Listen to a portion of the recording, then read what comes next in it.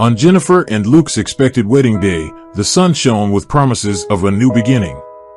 However, not everything went as planned for Jennifer. First, the meticulously chosen dress unexpectedly tore, which she tried to fix with the help of her bridesmaid. Then, her private driver hired for the big day called to inform her about an unforeseen mechanical issue that prevented him from taking her to the ceremony on time. Desperate and watching time slip through her fingers, Jennifer frantically waved at a passing classic yellow taxi. "St. Paul's Church, please. I'm late for my own wedding," she exclaimed, her voice revealing a mix of anxiety and frustration. The driver, a gray-haired man with a penetrating gaze, nodded and started the ride. "Wedding, huh? That's a big step," he commented, glancing briefly in the rearview mirror. Jennifer sighed, sinking into the car's upholstery. "Yes, it is," she murmured, looking out the window. Trees and houses passed by quickly, but her thoughts were in slow motion. Luke was a good man, caring, loving, and always attentive to the needs of others, especially his sick mother. However, he didn't have wealth and led a simple life as an engineer. "What's troubling you, dear?" the driver asked, his voice filled with empathy. He must have chauffeured many nervous brides in his career. She hesitated for a moment before responding. "I'm starting to question if I'm making the right decision. Luke is amazing, but life with him will be full of challenges. I don't know if I'm ready for that." The driver smiled gently. "You know, I've driven many people over my years on the road. Destiny isn't at the end of the journey, but in who you choose to accompany you along the way. Ask yourself, who do I want by my side in good times and bad?" The driver's words echoed in Jennifer's mind.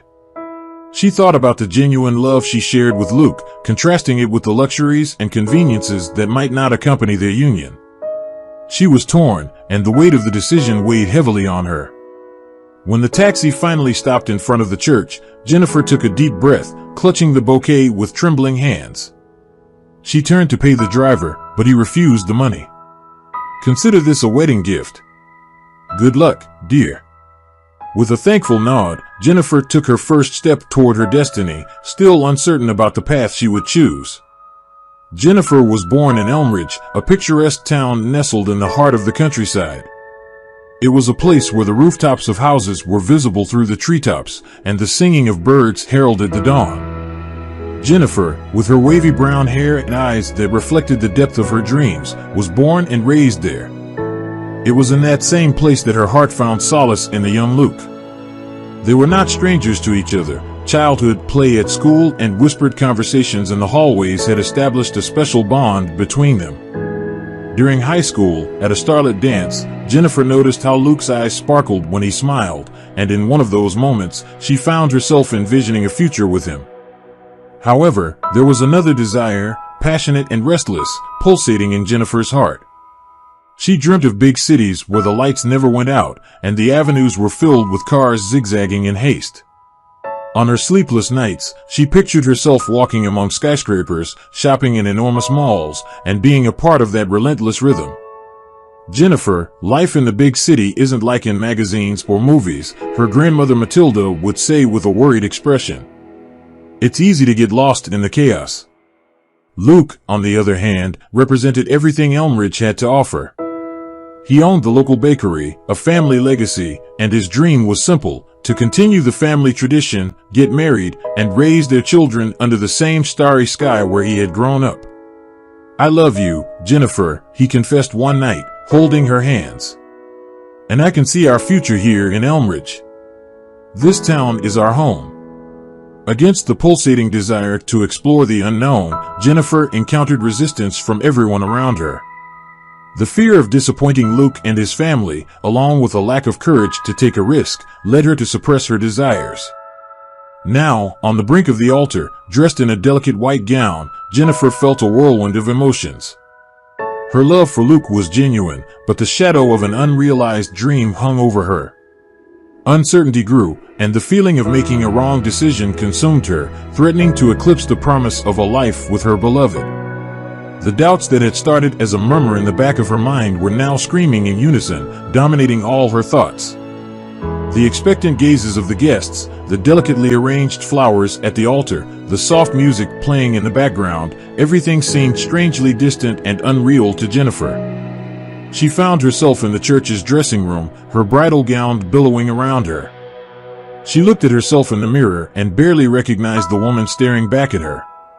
This wasn't the life she had dreamed for herself. "Why am I doing this?" she whispered to herself. Her reflection seemed to question her. She remembered the nights when she lay awake, imagining a life of adventure and independence in the capital, a life where she could be someone, where her existence wouldn't be reduced to just being Luke's wife. A soft knock on the door interrupted her reverie. It was her bridesmaid, Marissa.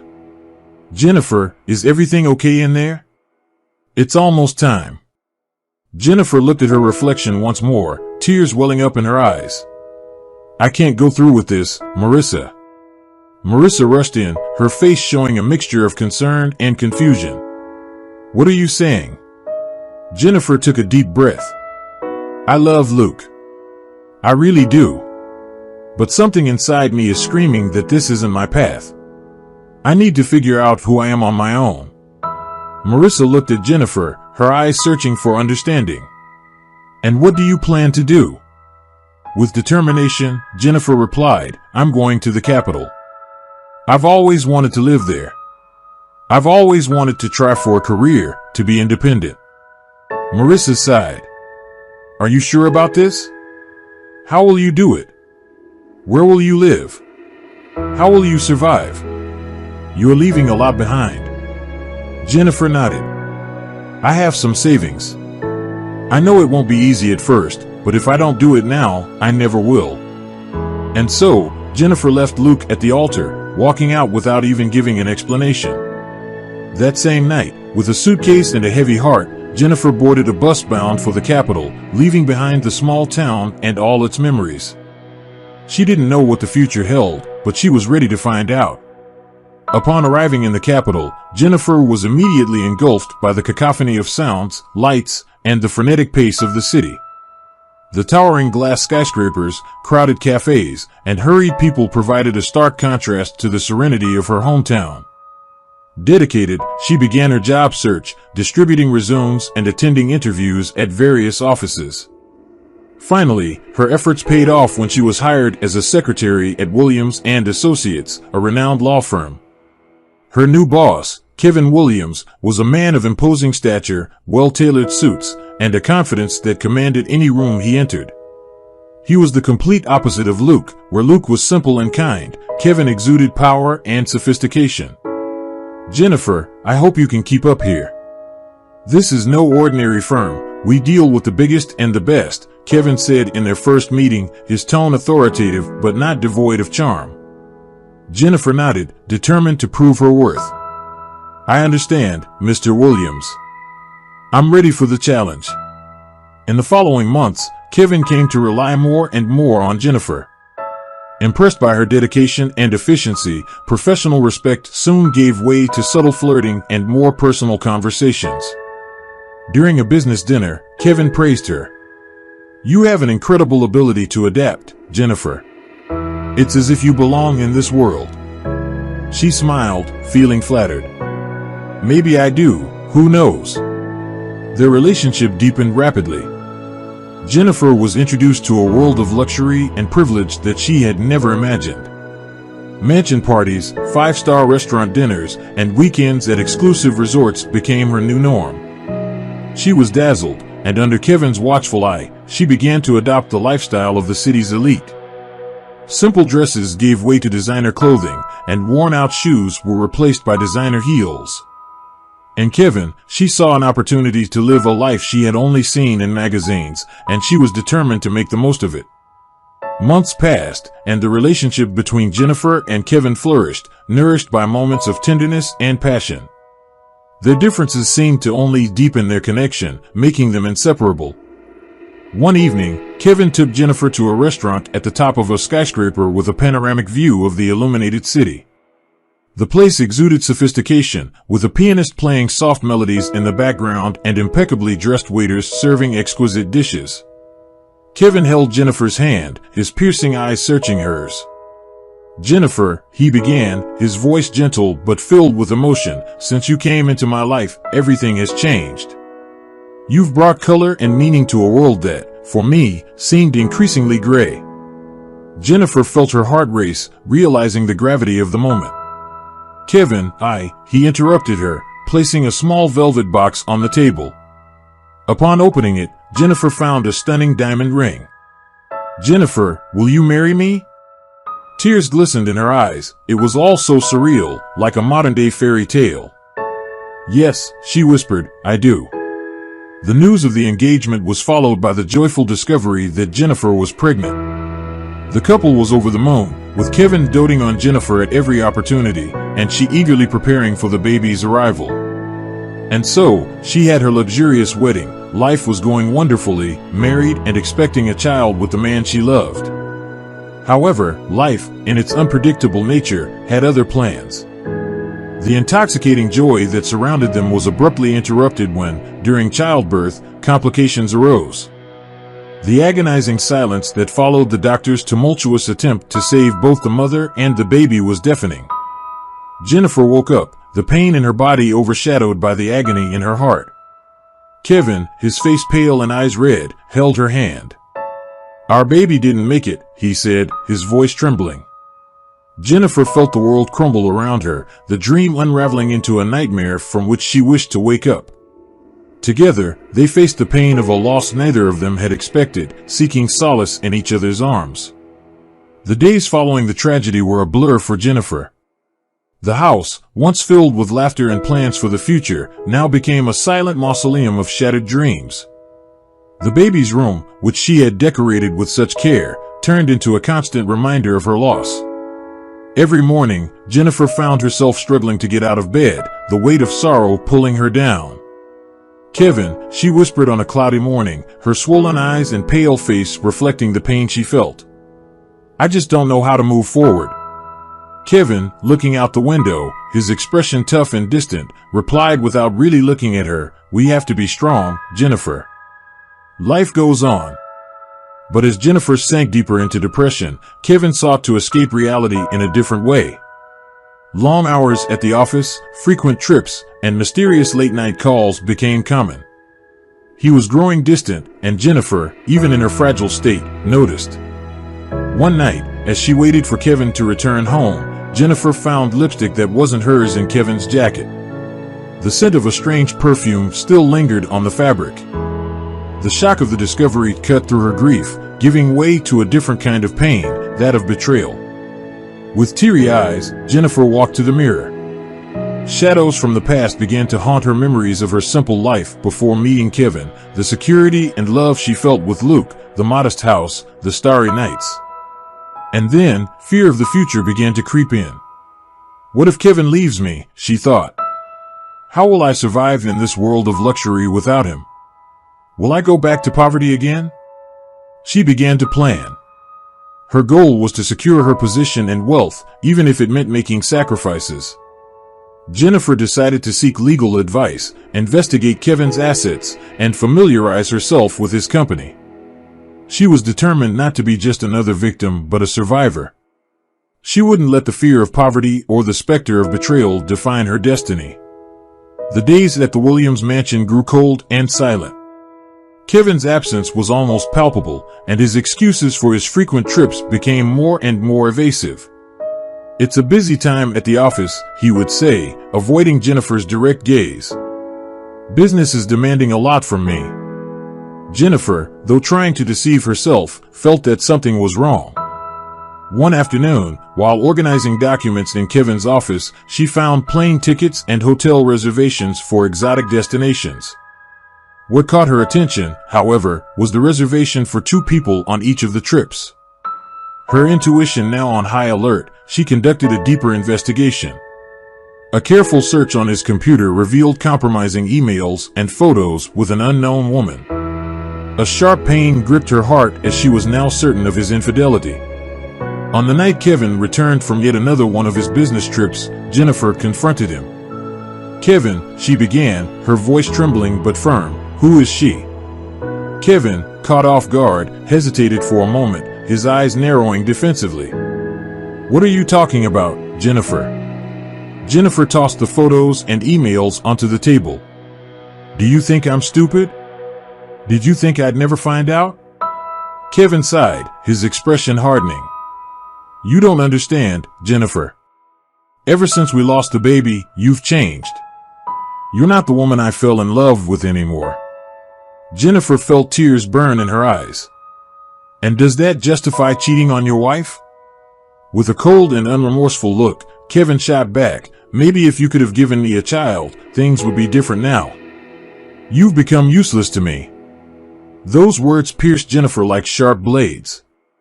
Each syllable was a reminder of her loss and her inadequacy. But despite the pain and resentment, the fear of the unknown and the loss of the luxurious life she had built alongside Kevin held her back. Reluctantly, she decided to stay, hoping that things might change, even though deep down she knew she was selling herself an illusion. The Williams mansion, which once radiated life and elegance, was now nothing more than a gilded cage for Jennifer. The long corridors echoed with Kevin's indifference and disdain. He seemed to relish belittling her, using every opportunity to remind her of her shortcomings. If you were a bit more attentive, maybe I wouldn't need to find comfort elsewhere, Kevin taunted one evening after a silent dinner. Jennifer, looking down at her plate, felt every word like a blow. I did everything for you, Kevin. Everything. And yet, it wasn't enough, she replied, her voice trembling with emotion. But Kevin, instead of showing remorse or consoling her, only withdrew further. Lonely nights turned into weeks, and then into months. And then the unthinkable happened. Jennifer woke up one morning to find a deafening emptiness in the mansion. Kevin had gone, leaving behind only a cold letter announcing his abandonment and giving her a few weeks to vacate the house. As everything was alone and helpless, Jennifer found herself on the brink of despair. Looking around that opulent house, she began to question her choices. Was it worth it, she thought? All this wealth and luxury in exchange for my dignity? In the silence of her room, Jennifer began to reflect on her life before Kevin, the simplicity and genuine love she shared with Luke. She wondered if the fear of returning to poverty was worth all the humiliation and pain that Kevin had made her endure. Determined not to be a victim of her circumstances any longer, Jennifer sought legal counsel. With the help of a shrewd attorney, she initiated legal proceedings against Kevin, seeking compensation for abandonment and emotional suffering. He may think he can just discard me, Jennifer told the lawyer, her determination shining in her eyes, but he will soon see that I'm not the weak woman he thought I was. Armed with evidence and an iron will, Jennifer was ready to fight for her rights and, more importantly, for her dignity. Days passed, and after the turmoil of her relationship with Kevin and the exhausting legal battle, Jennifer, emotionally drained, sought refuge and solace. She decided to seek out the one person who had always offered her a safe haven, her grandmother Matilda. Matilda's cottage, situated on the outskirts of town, was surrounded by blooming gardens and carried an aura of simpler times. As Jennifer crossed that door for the first time in years, she felt a wave of nostalgia. The smell of freshly baked cookies and the sound of her grandmother's laughter greeted her. "Jenny," exclaimed Matilda, her eyes filled with tears as she embraced her granddaughter. "I've missed you so much." "I've missed you too, Grandma," Jennifer whispered, nestling into the familiar embrace. In the days that followed, Jennifer found in that house a place to heal her wounds. Matilda, with her wisdom and unconditional love, became Jennifer's safe harbor. During a particularly starry night, the two sat on the porch, and Matilda, watching her granddaughter, decided to open her heart. "Jenny," Matilda began with a heavy sigh, "there's something you need to know about Luke." Jennifer raised an eyebrow, surprised. "Luke? Why are you bringing him up now?" Matilda took a sip of her tea and continued, "Luke didn't have an easy life after you left. He became a father to a beautiful girl, but her mother died during childbirth." Jennifer swallowed hard, shocked. "Oh God, I had no idea." "That's not all," said Matilda, her voice wavering. "Sometime later, he got involved in a car accident. Even though it wasn't his fault, they found alcohol in his blood. Luke was arrested, Jennifer's heart seemed to stop. Memories of her youthful love with Luke, their laughter and shared dreams, all flooded her mind. She realized how much she had lost and how much Luke had suffered in her absence. "He always loved you, Jenny," Matilda murmured, "even after everything." Jennifer, with tears in her eyes, held her grandmother's hand. A new determination ignited within her, a will to correct the mistakes of the past and rediscover her true essence. Matilda, knowing the facts, decided to clarify every detail for Jennifer about the accident that led to Luke's imprisonment. It was a cold winter night when the accident happened. Luke was returning from a parent-teacher meeting at his daughter's school. As he crossed an intersection, a speeding, out-of-control car collided violently with his vehicle. The impact was brutal, leaving both cars demolished and Luke severely injured. The other driver, Paul Mitchell, was a man known for his recklessness, Matilda said, her voice trembling as she relived the incident. "That night, he was especially reckless," Jennifer interrupted. "But then why was Luke arrested if he didn't cause the accident?" Matilda sighed deeply. At the hospital, during the tests, they found traces of alcohol in Luke's blood. He had had a glass of wine at dinner before the meeting. Even though it was a minimal amount and clearly not the cause of the accident, the law was unforgiving. Jennifer felt suffocated by the injustice of what she was hearing, and Paul, Matilda looked at the floor, struggling against tears. Paul didn't survive. He died on the spot. The Mitchell family, influential in town, used their power to ensure Luke was found guilty. They didn't want the stain of responsibility on Paul's memory. Jennifer felt a wave of anger and helplessness. So Luke was arrested for something he didn't cause, and on top of that, he left his daughter alone in this world? Matilda nodded. "Yes, my dear." Little Lily, now without a mother and with her father behind bars, was left helpless. It's a tragedy that continues to reverberate in many lives. Both felt the weight of injustice and the cruelty of fate. However, Jennifer, driven by a mix of guilt and determination, knew she had to do something to right the wrongs of the past. Soon, Jennifer decided to visit Luke in prison, and the iron gates of the state penitentiary echoed the harshness and cruelty of justice. Jennifer felt a mix of nervousness and determination as she walked towards the visitation yard. The gray hallways and oppressive atmosphere made her briefly question her decision.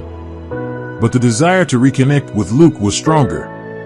When she finally saw him seated on the other side of a metal table, the impact was immense.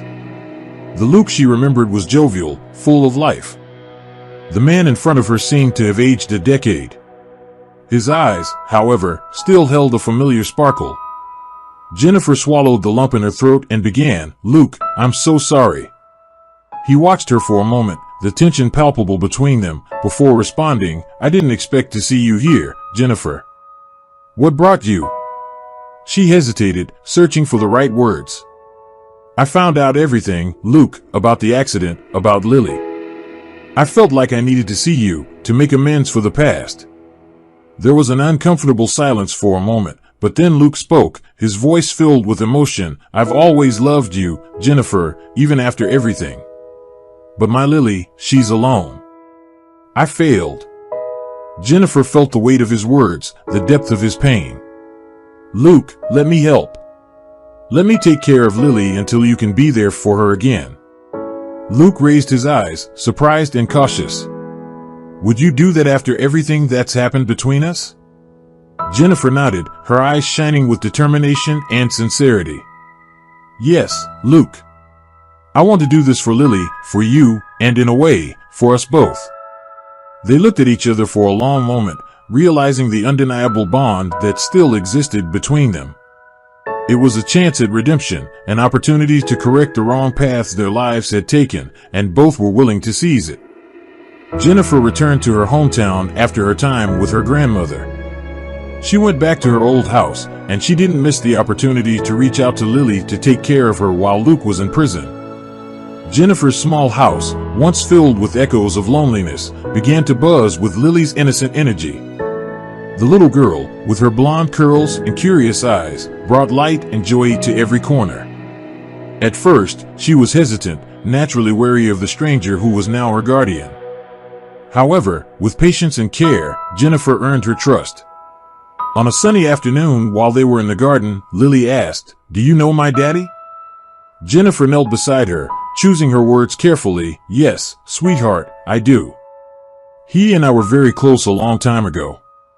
Lily, with the wisdom that only children possess, nodded. "He told me you were special. He misses you a lot." Touched by her words, Jennifer hugged her. "I miss him too, Lily, and I promise I'll do everything I can to bring you two back together." Time passed, and prison visits became more frequent. Jennifer took Lily to see Luke whenever possible. Watching the father and daughter reunite was both painful and beautiful, a mixture of joy and longing. During these visits, Jennifer and Luke also rediscovered each other. They shared looks filled with memories, shattered dreams, and renewed hope. On one of these occasions, while Lily played in the yard, Luke took Jennifer's hands. "You saved my life, Jennifer. Not just by taking care of Lily, but by giving me hope, by showing me that there is still love in this world." Jennifer smiled, tears glistening in her eyes. "I never stopped loving you, Luke, and somehow fate brought us back to each other." In the midst of adversity, their love blossomed as they faced challenges together. Luke and Jennifer found comfort in each other, rebuilding a relationship that time and circumstances had tried to destroy. It was a second chance for both, an opportunity to rewrite their story together.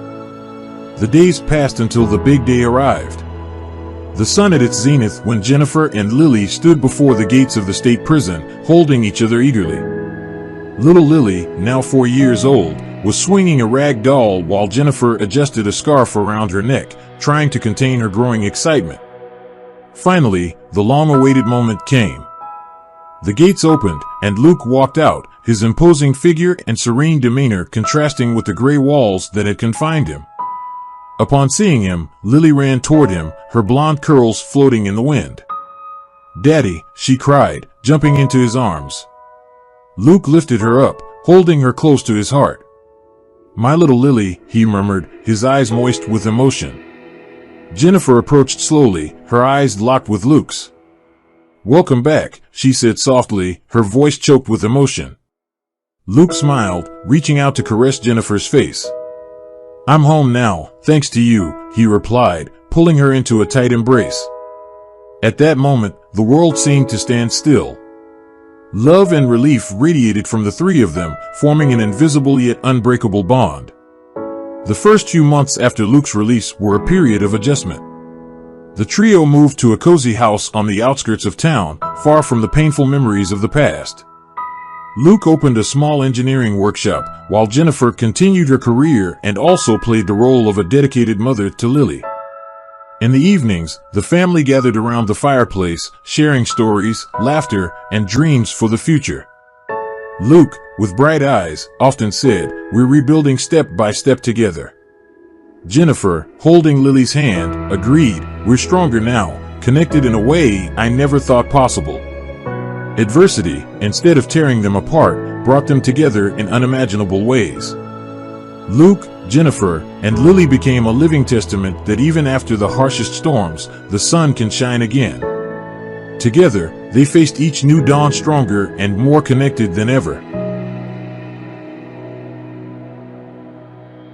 Thank you for joining us today on Deep Stories. Be sure to like and subscribe and hit that notification bell so you don't miss out on our next video.